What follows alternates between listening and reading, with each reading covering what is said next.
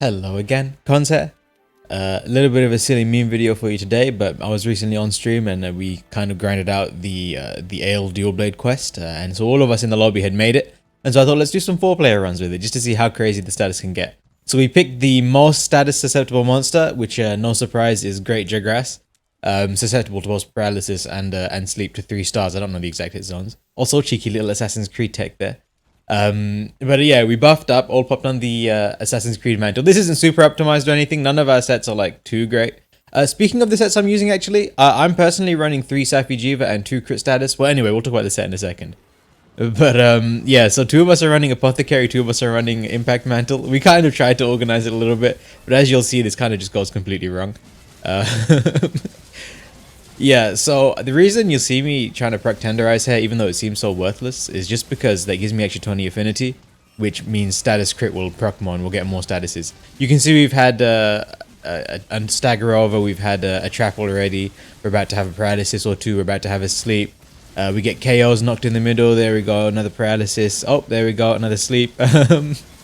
Yeah, it's kind of crazy, to be honest with you. The sound effects right now are infuriating.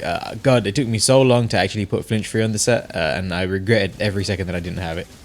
But yeah, this isn't anything serious. As far as answering the actual questions, I kind of memed the Team Dark Side thumbnail title kind of deal. But yeah, no. How powerful are 4 of these status Ale dual blades? Not great, if I'm being honest with you. Just because of the way status works, most monsters will have run out of the threshold by the time you get them to be damaged, especially anything tempered or endgame. But it's still quite fun. You see, I tried to finish it with a trap there, and I do get my pitfall trap ready, but of course, the game decides to cuck me by 2% health anyway. Yeah, it's a little bit of a silly run. You could easily have optimized it by running stamina skills and then dashing, demon dashing towards G.Jagras to get the faster, or hoping for drunk birds or anything like that. But we kind of just wanted a fun, half-organized run just to make... It's a fun time. You should follow me on Twitch. We have fun on the streams. Yeah, anyway, I hope you enjoy this. Let me show you my set, actually. So, as memey as the run was, I thought I'd show you a fairly optimized setup for using these dual blades. It's quite interesting, sort of some of the calcs that we ran. In fact, let me show you my status right now. The first thing you might notice is that I'm only running 2 points of sleep, whereas I'm running 4 of paralysis. And that's because we're eating for Feline Specialist, first of all. Feline Specialist, where is it? There we go. Yeah, it increases your status if you're unaware.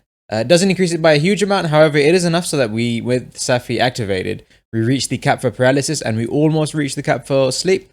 Just to show you, if I was to add in a single decoration of the sleep attack, so let's just drop that out.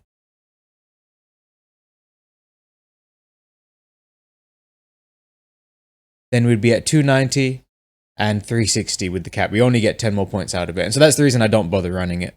And that's kind of the reason I run status crit too. The nice thing about Safi Jiva 5 set is that it further increases the status cap.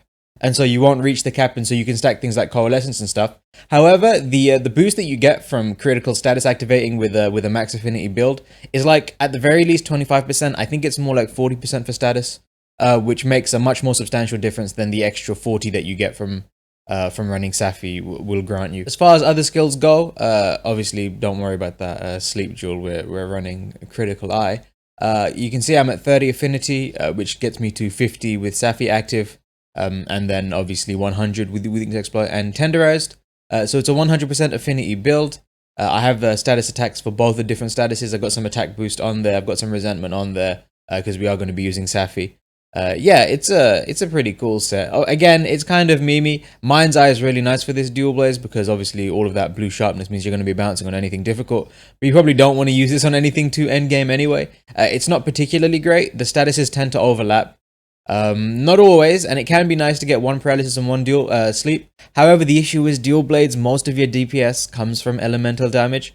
And so swapping that out for status, it's okay because these duels do have decent stats, but they also have the bad sharpness. Basically, it's going to be doing a huge chunk less damage than a well-optimized elemental set's going to be doing. And so that's the reason I wouldn't recommend using it on anything but sort of silly messing around hunts. Anyway, I hope you enjoyed. Just a bit of a memey joke video to get away from all of the very serious Alatreon grinding and tutorials I've been doing. It was a nice break, to be honest with you. Yeah, we recorded this live on Twitch. It was pretty hilarious at the time. feel free to drop on by and follow if that interests you. But yeah, have a lovely day. Take it easy. Bye bye.